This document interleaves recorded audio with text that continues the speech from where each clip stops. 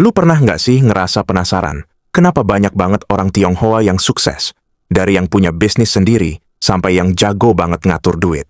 Nama-nama besar seperti Ciputra, Harita, Bong Chandra, sampai Jack Ma, semua punya satu benang merah. Mereka bukan cuma kerja keras, tapi juga mikir cerdas. Dan yang menarik, cara hidup mereka itu sebenarnya nggak ribet. Tapi justru karena prinsip-prinsip sederhana itu, mereka bisa maju luar biasa.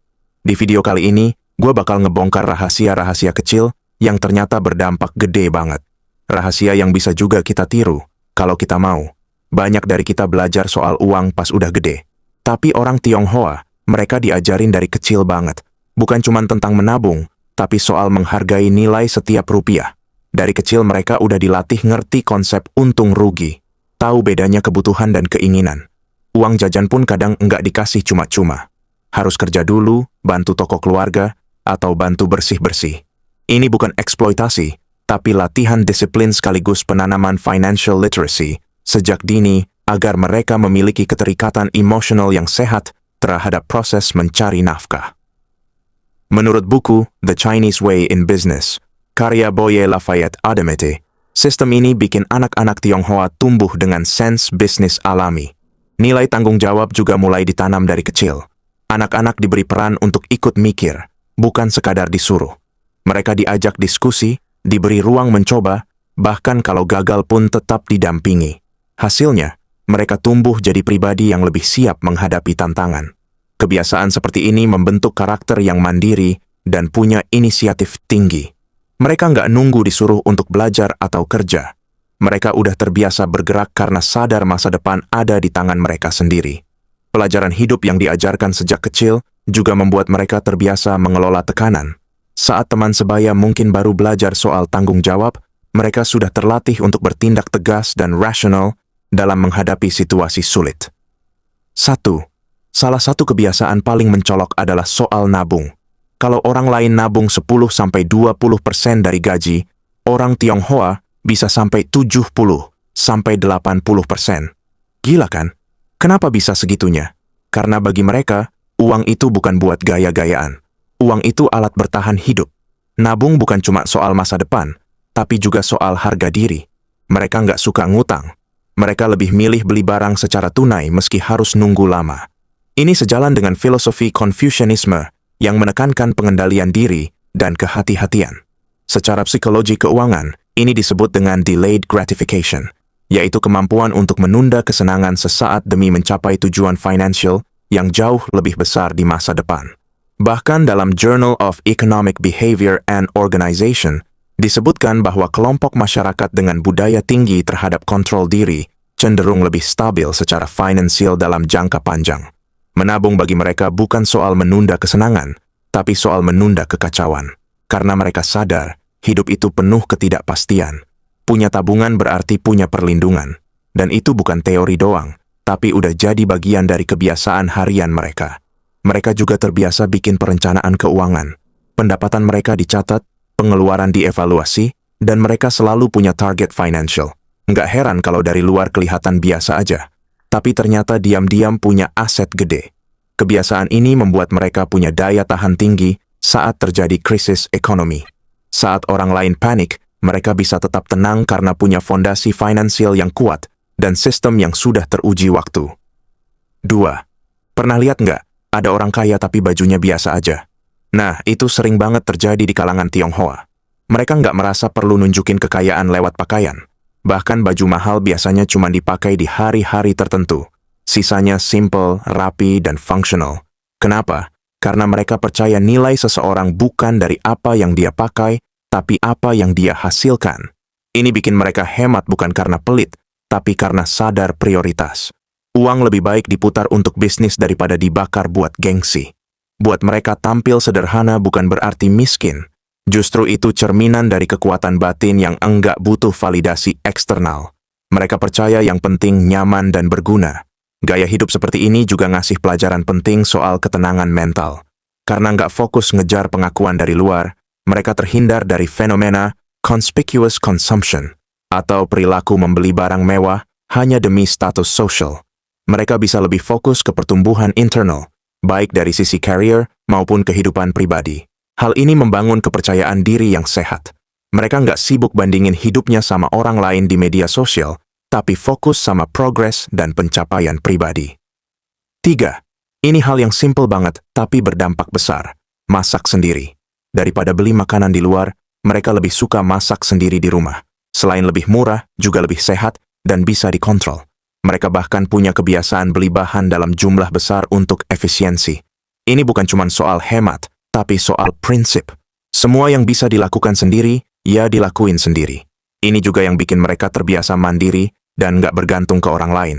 Bahkan dalam hal kecil seperti makanan, masak sendiri juga mempererat hubungan keluarga. Aktivitas masak bareng bisa jadi momen untuk ngobrol, sharing cerita, dan memperkuat kedekatan antar anggota keluarga. Selain itu, mereka jadi lebih sadar akan kesehatan. Karena tahu persis apa yang dimasak, mereka bisa menghindari bahan-bahan berbahaya dan menerapkan pola makan yang lebih sehat dan seimbang. Kebiasaan ini juga secara tidak langsung membentuk gaya hidup minimalis. Mereka jarang buang-buang makanan, terbiasa memanfaatkan bahan seadanya, dan tidak konsumtif dalam hal makanan. 4. Banyak orang Tionghoa yang rela kerja lembur, tapi bukan sekadar karena terpaksa. Buat mereka, setiap jam kerja itu peluang emas. Mereka percaya, selama tubuh masih kuat dan waktu masih ada, itu saatnya untuk berjuang. Menurut mereka, masa muda itu buat kerja keras, bukan rebahan. Dan mereka bukan cuma kerja keras, tapi juga kerja tepat. Mereka selalu mencari cara buat ngerjain sesuatu lebih efisien, lebih hemat waktu, dan hasilnya maksimal. Ini yang bikin mereka disukai bos dan cepat naik jabatan. Prinsip berkeringat dulu, nikmatin belakangan. Jadi pegangan mereka. Nggak heran banyak dari mereka yang kelihatannya capek terus, tapi dalam waktu 5-10 tahun sudah mapan. Di sisi lain, mereka juga nggak anti istirahat. Tapi istirahat buat mereka itu reward, bukan pelarian. Jadi ketika mereka rehat, itu dilakukan dengan penuh kesadaran dan tanggung jawab. Ketekunan ini juga bikin mereka punya reputasi kerja yang solid. Bukan hanya soal performa, tapi soal integritas dan kepercayaan dalam dunia kerja atau bisnis. 5. Ada satu hal menarik. Orang Tionghoa nggak gengsian soal kerjaan. Selama kerjaannya halal dan menghasilkan, mereka jalanin. Mau itu jualan kecil-kecilan, buka warung, ngajar les, semua dilakuin. Prinsip mereka jelas, jangan remehkan penghasilan kecil, karena dari situlah kekayaan dibangun. Robert Kiyosaki bahkan pernah bilang dalam bukunya, Rich Dad, Poor Dad, bahwa orang kaya itu justru nggak malu memulai dari bawah. Yang penting, mindsetnya tumbuh. Buat mereka, kerja itu bukan cuma soal uang, tapi soal karakter. Dengan kerja keras dan jujur, mereka bangun reputasi. Dan itu jauh lebih penting daripada sekadar status sosial. Mereka juga paham bahwa semua bisnis besar dulunya dimulai dari kecil. Jadi mereka nggak takut mulai dari titik paling rendah selama masih ada peluang untuk tumbuh. Karena fokus mereka bukan kelihatan hebat, tapi jadi hebat beneran. Dan itu dibuktikan dari hasil, bukan tampilan. 6. Kalau kamu cuma punya satu sumber penghasilan, kamu dalam bahaya. Itu prinsip yang mereka pegang erat. Banyak orang Tionghoa punya lebih dari satu usaha. Meskipun mereka kerja kantoran, mereka tetap cari sampingan. Entah itu toko online, investasi, properti, atau buka warung kecil di rumah. Mereka ngerti bahwa dunia bisa berubah, dan pendapatan pun harus dipersiapkan. Dalam dunia keuangan modern, ini disebut income diversification. Dan banyak pakar financial juga menyarankan hal yang sama. Mereka nggak pernah terlalu bergantung pada satu sumber. Bahkan kalau kerja tetap, mereka udah mikirin cadangan. Ini bikin mereka lebih tahan terhadap krisis. Dengan banyaknya saluran penghasilan, mereka juga punya ruang lebih buat ambil risiko. Misalnya, buka usaha baru tanpa harus khawatir kehilangan segalanya. Dan yang paling penting, mereka sadar bahwa ketahanan finansial itu dibangun dari banyak pintu. Nggak semua harus besar, tapi asal konsisten dan terukur, hasilnya tetap luar biasa. 7. Waktu kamu main ke rumah orang Tionghoa, jangan heran kalau kamu lihat alat-alat mereka biasa aja. Tapi semua functional. Mereka nggak akan beli barang cuman karena lagi tren. Mereka tanya dulu, ini gunanya apa? Berguna nggak dalam jangka panjang? Kalau nggak, ya nggak usah dibeli. Ini bikin mereka lebih efisien dalam pengeluaran dan punya ruang lebih untuk investasi. Prinsip utilitas ini sangat kuat dalam kehidupan mereka. Mereka lebih tertarik sama barang yang tahan lama dan multifungsi daripada barang yang cuma keren buat difoto. Mereka mikirnya panjang, bukan sekadar hari ini. Nilai guna buat mereka berarti uang yang dikeluarkan harus sebanding atau lebih dari manfaat yang didapat. Jadi bukan berarti pelit, tapi bijak. Kebiasaan ini ngebantu mereka punya kontrol atas impuls beli. Mereka tahu bedanya beli karena butuh atau karena keinginan sesaat. Yang lebih hebat lagi, semua pola ini nggak berhenti di satu generasi. Mereka terus wariskan ke anak-anak mereka. Orang tua ngajarin anaknya disiplin, rajin, hemat, dan tangguh. Anak-anak diajarin bantu usaha keluarga sejak kecil. Ini menciptakan siklus sukses yang terus berputar. Nggak heran kalau keluarga Tionghoa bisa membangun kerajaan bisnis dari nol. Karena dari awal, mereka tanamkan mindset pejuang, bukan pengeluh.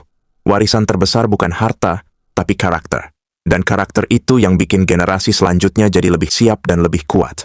Dengan cara ini, mereka nggak cuma mencetak orang kaya, tapi juga membentuk ekosistem keluarga yang produktif, kolaboratif, dan saling mendukung.